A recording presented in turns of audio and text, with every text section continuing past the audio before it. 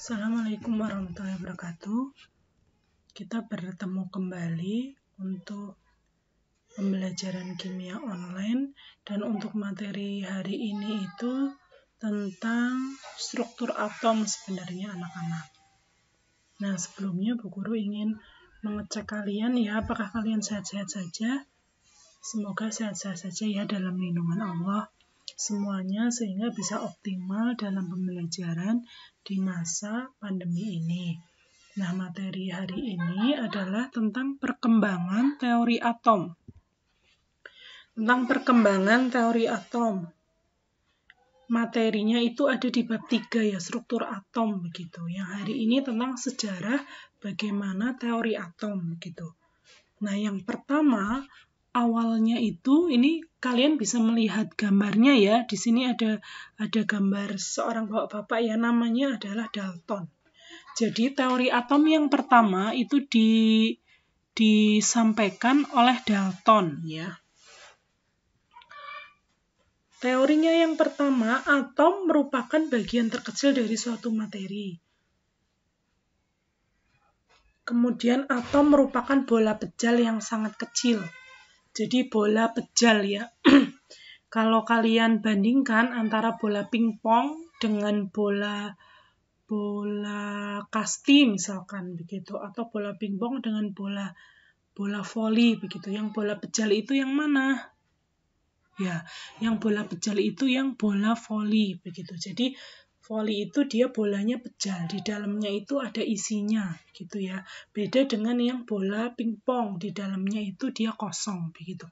Nah, menurut Dalton, atom ini merupakan bola pejal.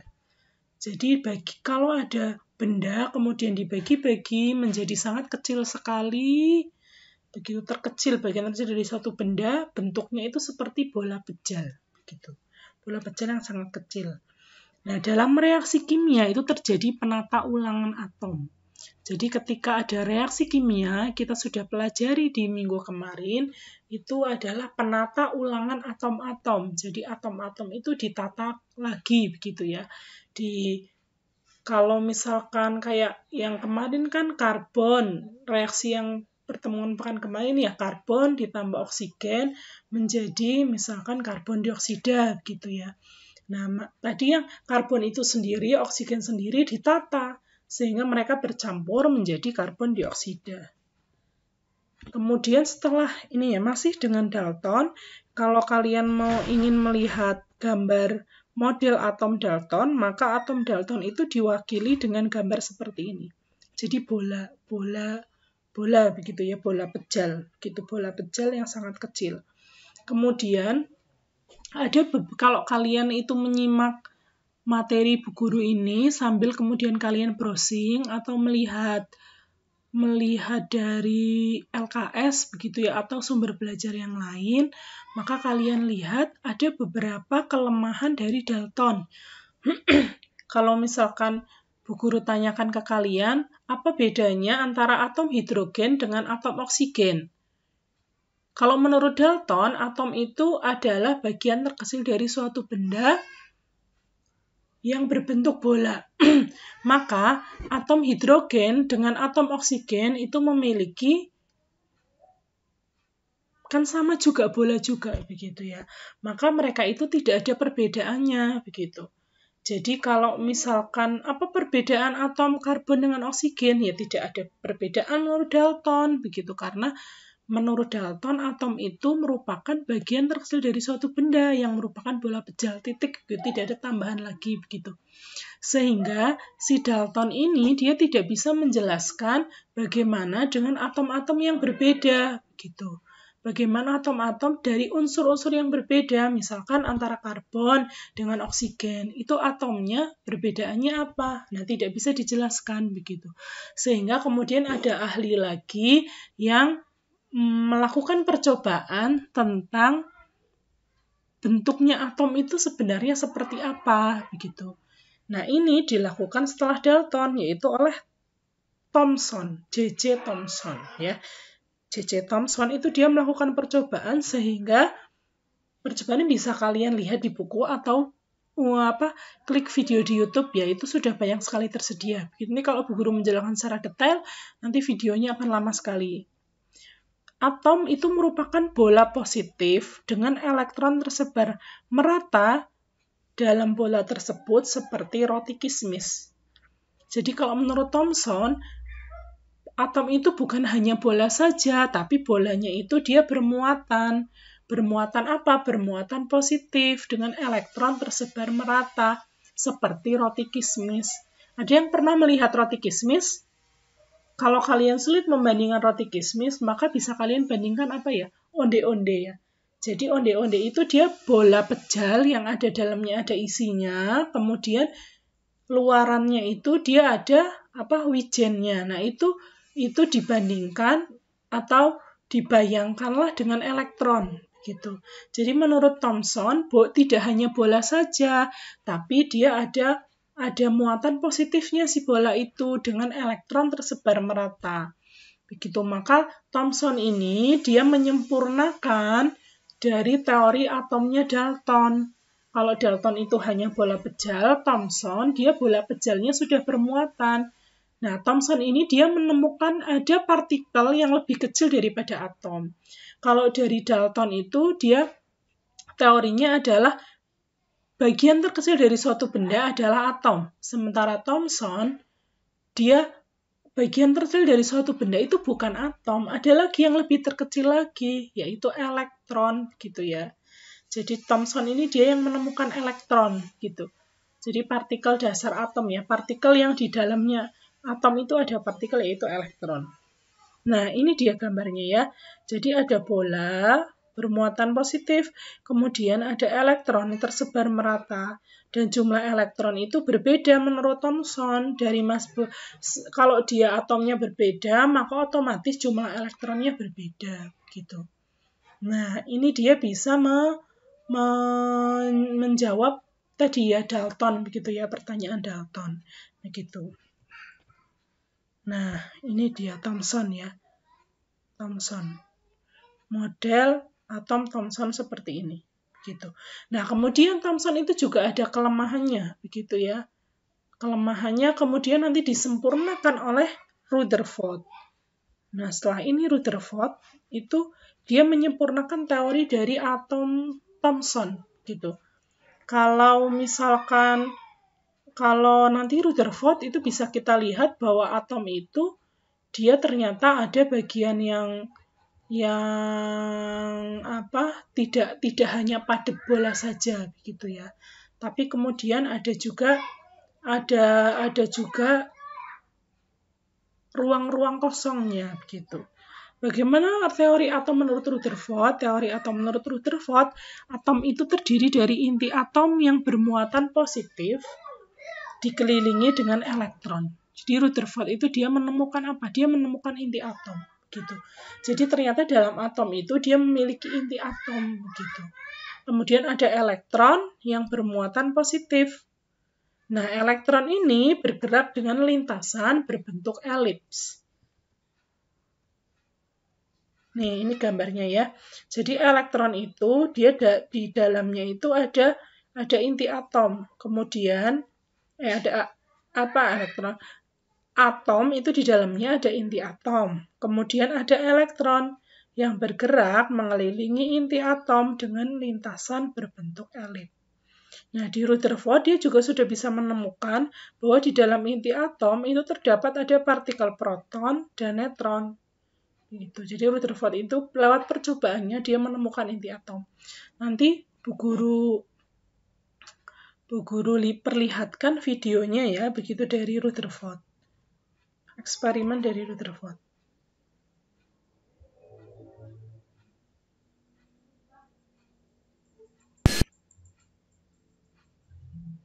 Nah, Rutherford itu dia menembakkan partikel begitu dari sumbernya partikel alfa kepada sebuah logam.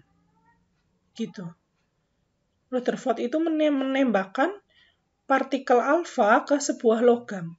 Kemudian di tengahnya ini dia pasangi dengan pelat emas. Jadi ada partikel-partikel yang ditembakkan. Kemudian ditembakkan. Nah, ini ada pelat emasnya.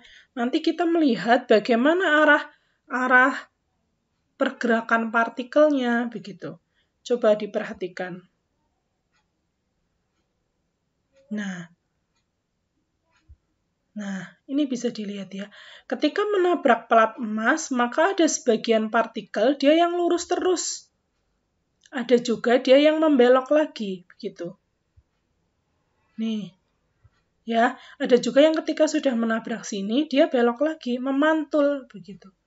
Coba logikanya kalau kemudian kita jalan lurus terus, tidak ada jalan lurus terus dengan jalan yang mantul itu, dengan jalan kemudian kita balik lagi begitu ya.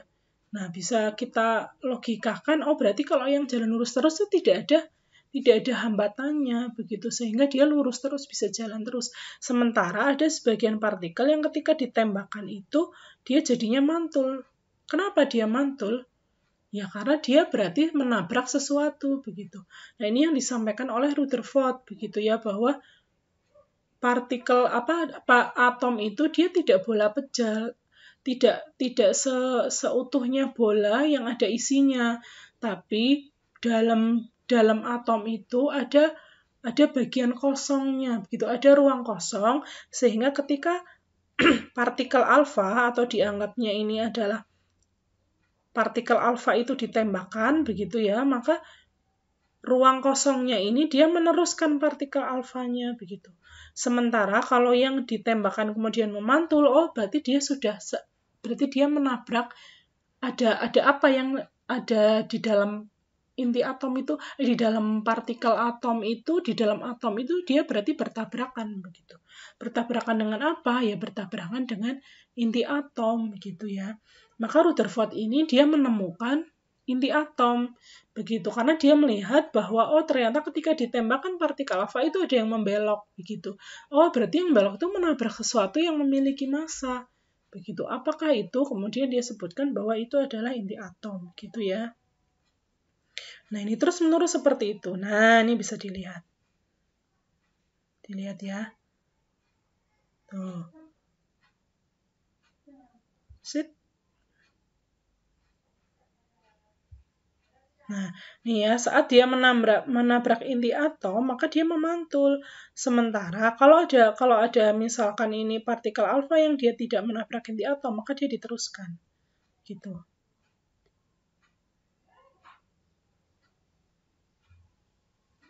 Nah, gitu kira-kira sekilas tentang percobaannya Rutherford ya.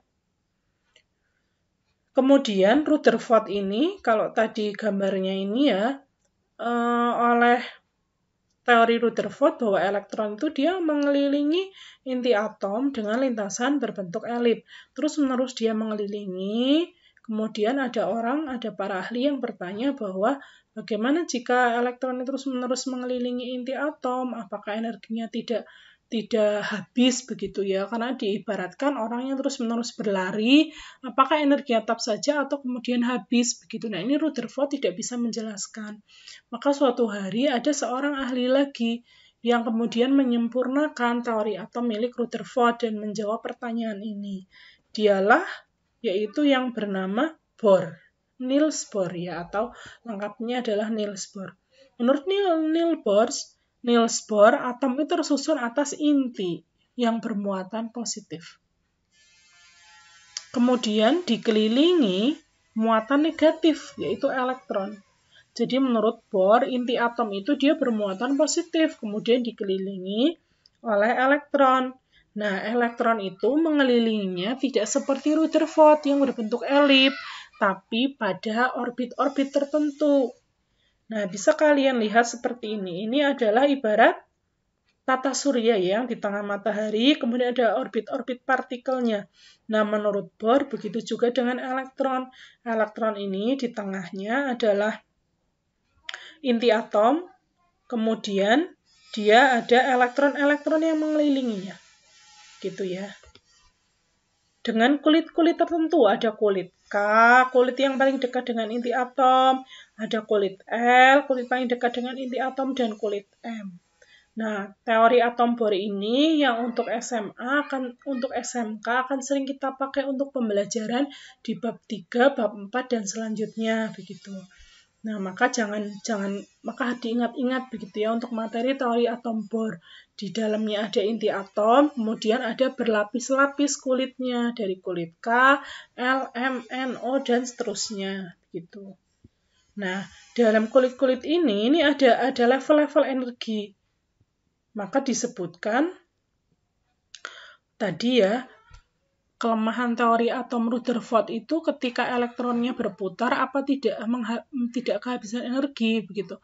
Ini dijawab oleh Bohr. Jadi elektron itu dia bisa berpindah dari satu lintasan atau satu orbit ke orbit yang lain dengan cara dia menangkap energi, menerima energi atau dia melepaskan energi. Gitu. Teori atom Bohr akan kita pelajari dengan lebih detail dan rinci. Ya. Teori atom Bohr itu akan kita pelajari dengan lebih detail dan lebih rinci. Nah, ini Bu Guru tampilkan ringkasan dari urutan perkembangan teori atom. Yang pertama, mulai dari atom Dalton. Dari hanya berbentuk bola pejal saja, kemudian bola pejalnya itu bermuatan oleh Thomson ya. Kemudian bola pejal itu dia akhirnya memiliki inti atom dengan elektron yang mengelilingi inti atom dengan lintasan berbentuk elip oleh Rutherford. Dan kemudian disempurnakan oleh teori atom Bohr bahwa elektron ini bukan berbentuk elip tapi berbentuk lingkaran dengan lintasan energi tertentu. Ada kulit satu yang paling dekat dengan inti atom, namanya adalah kulit K. Ada kulit L, setelahnya kulit K dan kulit M, N dan seterusnya. Nah, ini ditemukan oleh Niels Bohr gitu ya. Nah, bagaimana dengan teori atom terkini yang hari ini dipakai itu menganut teori mekanika kuantum. Secara lengkapnya ada begitu dan ini melalui proses yang panjang dengan perhitungan matematika, logaritma integral dan lain sebagainya begitu ya. Sehingga ditemukan bahwa untuk hari ini elektron itu tidak bisa kita tentukan, oh itu sedang ada di kulit K, di kulit L, di kulit M. Tidak seperti itu. Yang bisa kita ketahui adalah kebolehjadian atau peluang ditemukannya elektron. Atau namanya ini awan elektron yang hari ini dipakai. Karena elektron itu dia bergeraknya sangat cepat. Sehingga kita tidak bisa mengatakan bahwa elektron itu ada di kulit K, kulit L, kulit M, tidak seperti itu. Tapi kita hanya bisa mengatakan peluang ditemukannya itu terbesar ada di sekitar sini, misalkan begitu. Ya, tidak bisa dipastikan seperti itu. Dan ini materinya panjang. Untuk SMK itu Bu Guru biasanya menyampaikan hanya untuk yang nanti yang bisa disampaikan unsur-unsur di kulit utama, yaitu untuk teori atom Bohr saja begitu yang nanti akan kita pelajari